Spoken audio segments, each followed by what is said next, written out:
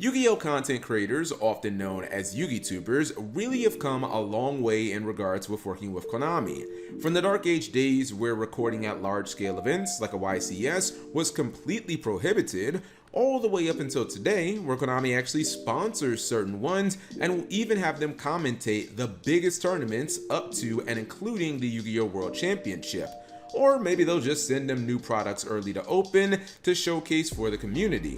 It's truly one of the biggest 180s you could ever imagine out of a company, and something I probably wouldn't have believed during the 5Ds or Zexo eras when Konami pretty much ignored us altogether. However, recently, Konami took a massive L as they lost arguably their most notable and, in my opinion, most talented sponsored content creator, as massive Yugituber and Twitch streamer Farfa announced on Twitter that he was no longer associated with Konami in any shape or form.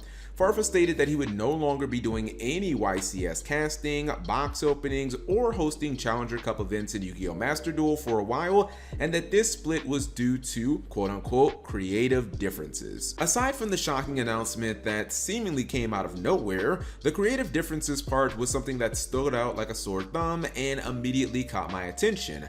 I say this because while the collaborative partnerships between officially sponsored Yugitubers and Konami have been wildly successful and benefit both parties in a significant way, most of the YouTube content itself spawned from these sponsorships isn't exactly profound, transcendent, or, in my opinion, really even that interesting. Sure, box openings give us an early look into the TCG World premieres from core sets, or a good look at the rarity breakdowns of sets ahead of time so that players can make their plans around buying sealed product versus singles accordingly, but at the end of the day, they're not that different from standard box openings that you can get from a dozen other channels if that's the type of content you're looking for. In the same vein, pretty much the same can be largely said about the Content Creator Week, where Yugitubers break down new archetypes or legacy support coming from said sets. Outside of the TCG exclusive stuff, by the time these videos are hitting your YouTube feed, not only are you fully aware of the cards due to their OCG reveals, but chances are you've already watched other Yugitubers review them or even put them into action in dual videos showing off their potential months ago. Outside of just liking the content creators themselves, I'd argue that there's not a lot of reason to watch these videos, especially considering there's not gonna be much new information or anything transcendent coming from them. Enter my good friend Nadir, better known as Farfa, who actually did interesting, profound, and transcendent content related to and with official Konami employees or people who had official connections with Konami and were familiar with the inner workings. Some of you probably know exactly where I'm going with this, but for those who don't, I'm referring to Farfa's interview videos held at Konami offices in Europe, where he interviewed then product manager for Europe Konami, Matt Bell. In this series of videos, Matt gave Farfa insights related to Yu-Gi-Oh! Products, gameplay, and marketing.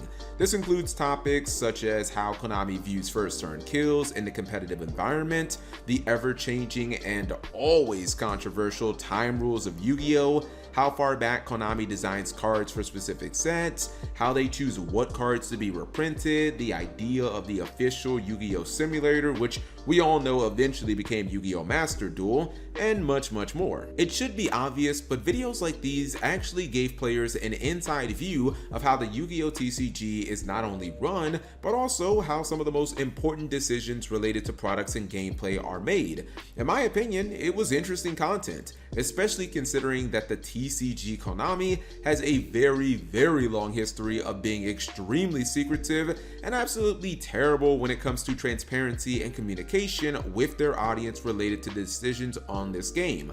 Why do the TCG and OCG have completely different ban lists? They never told us. Why do certain cards get hit on the Forbidden and Limited list? Again, they don't tell us, although ironically, they actually have a long history of explaining their moves in Yu-Gi-Oh! Duel Links of all things. These are all fair, albeit harsh or tough questions that I think players would want to know the answers to. Farfa's interview series with Konami in Europe was the closest thing that we had to getting actual answers to these burning questions that players have been asking for years, or just answers to questions that we didn't even know we wanted the answers to. Were they the most popular Yu-Gi-Oh! Videos under the sun? Definitely not, especially compared to his most recent Master Duel content. However, again, that series took us behind the curtain in a way that Konami rarely allows, and Matt Bell was willing to do multiple videos of this kind, which I really give him big kudos for. Maybe I speak purely for myself when I say this, but I would have definitely been interested in seeing more content of this nature in the future. This is purely speculation here because I haven't actually asked Nadir what specifically led to his split with Konami in terms of those quote-unquote creative differences. But if I had to take a stab in the dark, or just a little bit of a guess, I'd probably guess that while he still loved doing European YCS and other event casting coverage, he was probably looking to do more ambitious content with Konami, similar to his interview series that he had done in the past. Box openings can be entertaining content for those looking for that, but generally speaking, I've noticed that a lot of the sponsored Yugitubers don't seem to have much passion for it, and it's almost more like a chore for them to have to shoot those videos, as there's little to no real excitement when they open the packs. Like, it's cool maybe the first couple of times that Konami sends you a couple of free booster boxes of the newest core set, but when you've been doing that for multiple years and it's not really even your main style of content to begin with, I think the passion for it is understandably gone, and creators feel the pressure to keep doing the videos to keep the partnership with Konami rather than doing the videos just because they want to. I think the real problem with being sponsored by Konami as a Yugituber, outside of the YCS and potential Yu-Gi-Oh! World Championship free all expenses paid trips, which yes, Tombox and Farfa, if you guys see this video, I am completely jealous of. To my understanding, Konami largely has creative control over what type of content you make, post, and when you post whatever it is that you made for them. This may seem like a small deal for non-Yugitubers, but when you have a channel such as Farfa that largely excels at humor and comedy-based Yu-Gi-Oh! Content, having someone say, hey, we know you're really good at making funny Yu-Gi-Oh! Videos and such, and you've even built a brand and your audience around that, but we really need you to throw all that out of the window and do a 20-minute box opening showing off this crappy set that we need to sell in a month. It pretty much goes against the nature of the content creator themselves and potentially everything they're good at.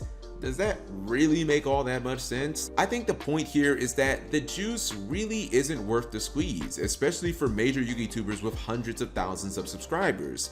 This sponsorship requires you to make and post content that might not be your niche or specialty, and to do it on Konami's release timetable nonetheless, just to get some crappy product that the Yugitubers probably didn't want anyways. It'd be one thing if Konami also gave these Yugitubers an exclusive peek into the card design process for upcoming cards, or some type of special access that their audience would really be interested in seeing.